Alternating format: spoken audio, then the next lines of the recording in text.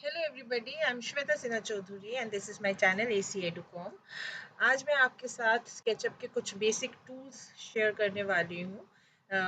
जैसे कि offset command किस तरह से यूज़ कर सकते हैं, मूव कमांड को ही यूज़ करके हम किस तरह से कॉपी कर सकते हैं, मीन्स मैं रेक्टेंगुलर एरे किस तरह से हम कर सकते हैं मूव कमांड यूज़ करके।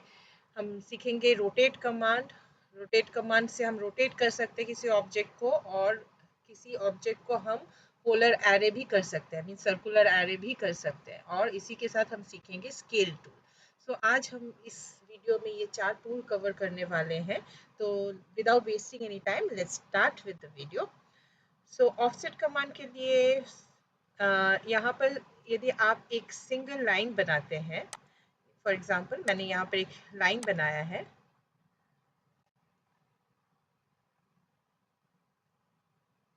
तो से मैंने 10 फीट का एक लाइन बनाया हुआ है।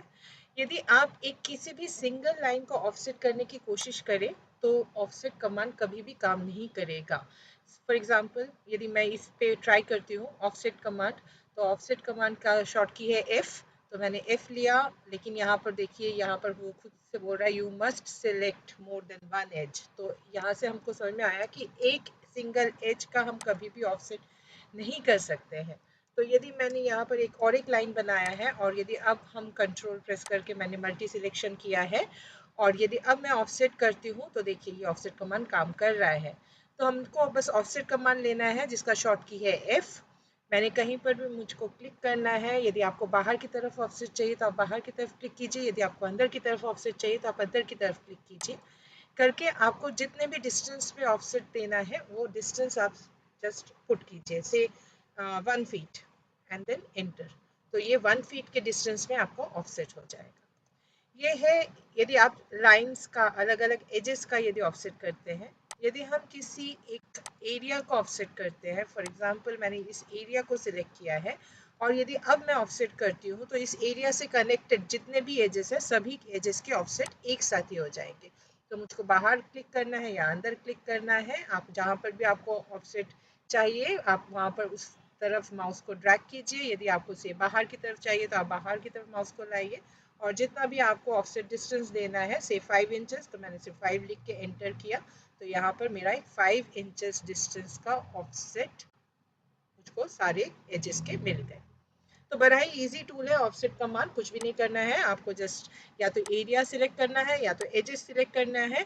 बस याद रखना है जब भी आप एज सिलेक्ट करते हैं तो edge should be more than one, single edge पे कभी भी ऑफसेट काम नहीं करेगा। तो चलिए नेक्स्ट टूल की तरफ बढ़ते हैं। Next command is move command. तो मूव कमांड का शॉर्ट की एम है। यदि आप किसी भी एज किसी ऑब्जेक्ट को यदि आप मूव करते हैं, फॉर एग्जांपल मुझको इस लाइन ही को मूव करना है, तो आप मैंने दिया पहले ऑब्जेक्ट को सिलेक्ट करेंगे, फिर आप मूव कमांड लीजिए, एम एंटर। सिर्फ एंटर भी नहीं प्रेस करना पड़ता है, सिर्फ एम प्रेस कीजिए, एंड देन आपको जहाँ पर भी उसको मूव करना है उस डायरेक्शन पे आप माउस को ड्रैग कीजिए। यदि आपको ग्रीन एक्सिस पे मूव करना है आप ग्रीन एक्सिस की तरफ लाइए, यदि आपको रेड एक्सिस पे मूव करना है आप रेड एक्सिस पे लाइए, यदि आपको ब्लू एक्सिस पे मूव करना है आप ब्लू एक्सिस।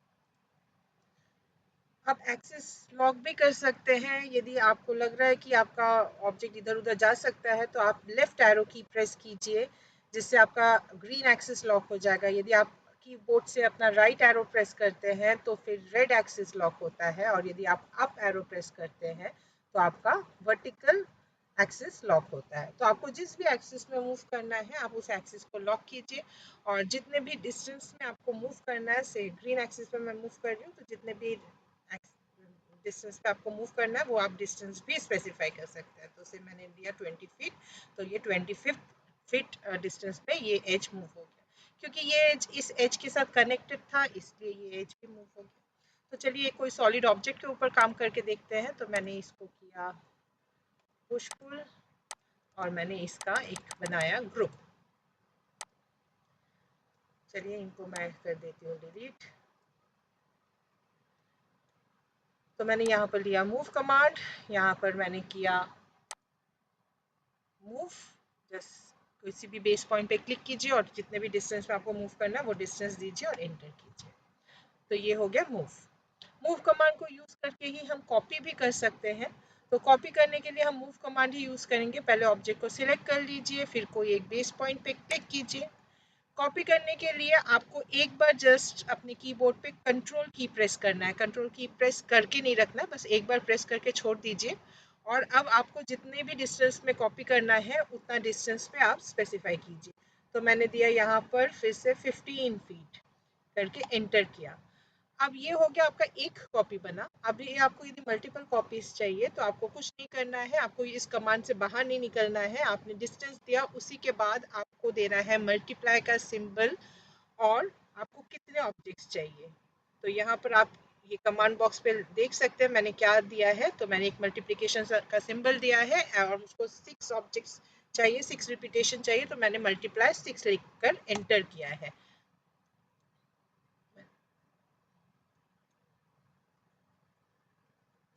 तो यहाँ पर देखिए ये 6 ऑब्जेक्ट्स आपके कॉपी हो गए at equal distance of 15 feet each. एक बार फिर से मैं करके दिखा रही हूँ। ऑब्जेक्ट को आपको सिलेक्ट करना है, मूव कमांड लीजिए, एक बेस पॉइंट लीजिए, एक बार कंट्रोल की प्रेस कीजिए, जिस भी डायरेक्शन में आपको कॉपी करना है उस डायरेक्शन में लाके आपको डिस्टेंस डालना है 20 फीट। मैंने इस बार दिया एंटर। उसके बाद आपको देना है मल्टीप्लाई, कितने चाहिए, तो मैंने इस बार दिया मल्टीप्लाई 4। तो हर एक के बीच में 20 फीट के डिस्टेंस का एक 4 ऑब्जेक्ट्स, डुप्लीकेट ऑब्जेक्ट्स क्रिएट हो गए। तो ये हो गया एक प्रोसेस जहाँ पर हम मूव कर सकते हैं। दूसरा प्रोसेस है, यहाँ पर जब मैंने 20 फीट दिया था तो हर एक ऑब्जेक्ट के बीच में 20 फीट का गैप है। लेकिन यदि मेरे पास टोटल डिस्टेंस है तो हम उस तरह में, उस कंडीशन में क्या कर सकते हैं। फिर से मैंने दिया मूव, पहले ऑब्जेक्ट सिलेक्ट, मूव कमांड, यहाँ पर एक बेस पॉइंट पे क्लिक किया, फिर से कंट्रोल प्रेस किया। अब मैंने यहाँ पर टोटल डिस्टेंस डाला, टोटल डिस्टेंस से मैंने डाला 100 फीट, एंटर। उसके बाद यहाँ पर हम लोग मल्टीप्लाई का साइन ना यूज करके हम यूज करेंगे डिवाइडेड बाय कितने चाहिए। तो मैंने डिवाइडेड बाय 5 किए। तो 100 फीट के अंदर टोटल 5 ऑब्जेक्ट्स कॉपी हो गए। तो ये हो गया कॉपी ऑप्शन, जिसको हमने किया मूव कमांड को यूज करके। आप आइदर मल्टीप्लाई कर सकते हैं, मल्टीप्लाई करेंगे तो आप बिटवीन डिस्टेंस स्पेसिफाई कर रहे हैं, और यदि आप टोटल डिस्टेंस स्पेसिफाई करके डिवाइड करते हैं तो टोटल डिस्टेंस में वो डिवाइड हो जाता है। I hope this is clear to all of. Okay, so this is move command. Move command का दूसरा भी एक और एक फंक्शन है। मूव कमांड यूज करके हम रोटेट भी कर सकते हैं। तो आप जैसे ही मूव कमांड लेते हैं, आप किसी भी एक्सिस, किसी भी फेस पे लेके जाइए ऑब्जेक्ट के। तो आपको दिख रहा है मैं जैसे इस फेस पे लेके जा रही हूँ तो यहाँ पर आ रहा है रेड एक्सिस, मतलब यहाँ पर हम रेड एक्सिस के रिस्पेक्ट पे इसको रोटेट कर सकते हैं। इस फेस पे यदि मैं लेके आती हूँ तो ये आ रहा है ग्रीन एक्सिस, और इस फेस पे मैं लेके आ रही हूँ तो ये आ रहा है ब्लू एक्सिस। तो आपको किस एक्सिस पे रोटेट करना है अपने ऑब्जेक्ट को, उसके बेसिस पे आप उस फेस पे लाइए, जस्ट क्लिक कीजिए और फिर आप एंगल डाल दीजिए कि कितने एंगल पे आपको रोटेट करना है। तो ऐसे मैंने डाला 90 डिग्री। तो 90 डिग्री डाला तो क्योंकि ये एक स्क्वायर टाइप का शेप है तो ये ऑलमोस्ट समझ में नहीं आ रहा है, तो मैंने इस बार डाला 180 डिग्री। तो 180 डिग्री में यहाँ पर ये रोटेट हो गया। तो जिस भी एक्सिस पे आपको रोटेट करना है उस एक्सिस पे लेके जाइए, आप जस्ट क्लिक कीजिए और बस आपको एंगल डालना है से 90 डिग्री। तो बस इसी तरह से आप रोटेट कर सकते हैं। तो मूव कमांड से हम बेसिकली कॉपी कर सक रहे हैं, मूव कर सकते हैं और रोटेट भी कर सकते हैं। तो this is the move command. Now let's move to this rotate command. तो कोई भी ऑब्जेक्ट को रोटेट करने के लिए हम मूव कमांड का भी यूज कर सकते हैं, अदरवाइज रोटेट ऑप्शन भी है, हम रोटेट ऑप्शन को यूज करके भी रोटेट कर सकते हैं। तो ऑब्जेक्ट को पहले आप सिलेक्ट कीजिए, फिर आप रोटेट ऑप्शन लीजिए, फिर जिस भी एक्सिस के बिलोंग आपको रोटेट करना है उस फेस पे आप क्लिक कीजिए। यदि मुझको रेड एक्सिस पे रोटेट करना है तो हम रेड एक्सिस पे क्लिक करेंगे, यदि हमको ग्रीन एक्सिस पे रोटेट करना है तो हम ग्रीन एक्सिस पे लेके जाएंगे, और यदि हमको ब्लू एक्सिस पे रोटेट करना है तो हम इस तरह से ब्लू एक्सिस पे लेके आएंगे। तो सेम मैं इस रेड एक्सिस पे लेके आ रही हूँ। जिस साइड पे ऑब्जेक्ट का ओरिएंटेशन है उस साइड एक बार क्लिक कीजिए। अब आप एंगल्स पे दीजिए कि कितना एंगल पे आपको रोटेट करना है। तो सेम मैंने दिया 90 डिग्री। एक बार और करते हैं, ग्रीन एक्सिस पे लेके गए, क्लिक किया, जिस एक्सिस पे रोटेट करना है उस एक्सिस पे वापस एक बार क्लिक कीजिए और उसके बाद फिर एंगल दे दीजिए। ये हो गया रोटेट टूल। रोटेट टूल का यूज करके हम पोलर एरे भी कर सकते हैं। यहाँ पर कोई एरे ऑप्शन स्केचअप में नहीं है। जो कि हमको 3ds Max में या AutoCAD में मिलता है, लेकिन यहाँ पर एरे करने के लिए आइदर यदि आपको लीनियर एरे करना है तो आप मूव कमांड यूज कर रहे हैं, जिस तरह से मैंने लास्ट आपको दिखाया, लेकिन यदि आपको कोई पोलर एरे करना है, सर्कुलर एरे करना है, तब आपको रोटेट कमांड ही यूज करना पड़ेगा। तो इसके लिए चलिए एक कुछ दूसरा एक शेप बनाते हैं। तो मैंने यहाँ पर बनाया एक कुछ ऐसा, इसका सेंटर हमने फाइंड कर लिया, फाइंड सेंटर, और इसी सेंटर से मैंने एक ऐसा कुछ एक ऑब्जेक्ट बनाया। चलिए इसी तरह का एक ऑब्जेक्ट बना दिया मैंने, इसी को मैंने किया ग्रुप। अब जिसका हम एरे करेंगे उस ऑब्जेक्ट को फिर मैंने एक बना लिया। अभी मैं आर्बिटरी एक किसी भी पोजीशन से बना रही हूँ, इसको भी मैंने कर दिया एक ग्रुप। अब हम इस ऑब्जेक्ट को इस से टेबल के अराउंड हमको एरे करना है। तो पहले ऑब्जेक्ट सिलेक्ट कीजिए, फिर आपको रोटेट कमांड ही लेना है। रोटेट कमांड लीजिए, इस ऑब्जेक्ट के सेंटर पे आप क्लिक कीजिए, जिस साइड ऑब्जेक्ट का ओरिएंटेशन है उसी साइड आपको क्लिक करना है। एक बार आपको कंट्रोल की प्रेस करना है, क्योंकि हमको कॉपी करना है इस कंडीशन में, कंट्रोल। अब आपको मूव कमांड में भी आप हम सेम प्रोसेस में कॉपी कर रहे थे, लेकिन वहां पर हम लोग डिस्टेंस दे रहे थे, यहाँ पर हम लोग एंगल देंगे। तो यहाँ पर से मैंने दिया एंगल 60 डिग्री और मल्टीप्लाई बाय कितने आपको चाहिए, तो मैंने दिया मल्टीप्लाई बाय 6। तो आपको हर एक ऑब्जेक्ट्स के बीच में 60 डिग्री का गैप होके टोटल 6 ऑब्जेक्ट्स हो गए। तो इस तरह से हम कर सकते हैं, या तो फिर दूसरा जो ऑप्शन है जो उसमें भी था, टोटल आप एंगल डाल के डिवाइड कीजिए। मैं ये वाला प्रोसेस वापस एक बार रिपीट कर रही हूँ। तो रोटेट कमांड, सेंटर पे क्लिक कीजिए, जिस भी साइड एक्सिस है उस साइड एक्सिस पे क्लिक कीजिए, एक बार कंट्रोल की प्रेस कीजिए। अब यदि आप बिटवीन डिस्टेंस देते हैं तो आपको मल्टीप्लाई बाय कितने चाहिए, और यदि आप टोटल डिस्टेंस देते हैं तो इस बार चलिए टोटल डिस्टेंस देते हैं। तो 360 दिया मैंने total distance, enter, and then divided by आपको कितने चाहिए, तो मैंने डिवाइडेड बाय 6 कर दिया। तो 360 डिग्री के अंदर 6 डिवाइड होगा। तो इस तरह से आप कर सकते हैं polar array using the rotate command on. Next tool की तरफ बढ़ते हैं। This is the scale command. Scale command के लिए मैंने एक ऑब्जेक्ट बना लिया। चलिए इसको बना देते हैं एक ग्रुप। अब लेते हैं स्केल कमांड। स्केल कमांड का भी शॉर्ट की एस है। अच्छा, रोटेट का शॉर्ट की क्यू था। तो स्केल में यहाँ पर बहुत सारे आपको ग्रिप पॉइंट्स मिल रहे हैं। तो what is the use of those these grip points? So if you are using this corner grip point, any corner grip point, तो यहाँ पर यदि आप कॉर्नर पे लेके आते हैं तो आप यहाँ पे देख सकते हैं कि यहाँ पर आ रहा है uniform scale. Uniform scale about opposite point. Uniform scale means आप इसको यदि आप स्केल से आप इस ऑब्जेक्ट का साइज बढ़ा रहे हैं या कम कर रहे हैं तो ये यूनिफॉर्म स्केल होगा, means length, width and height equal proportion में ही बढ़ेगा या कमेगा। यदि तो चलिए इसमें मैंने कॉर्नर पे क्लिक किया, यहाँ पर अब नीचे देखिए वो बोल रहा है स्केल फैक्टर डालने। तो मुझको यदि 2 टाइम्स इसको बढ़ा करना है तो मैं सिर्फ यहाँ पर 2 लिख के इंटर करूँगी, तो ये मेरा साइज डबल हो गया। यदि मुझको साइज को छोटा करना है तो फिर मैंने यहाँ पर क्लिक करके सेम मुझको 2 टाइम्स ही कम करना है, तो it means 1 divided by 2, it means 0.5। तो मैंने यहाँ पर डाला 0.5 फैक्टर।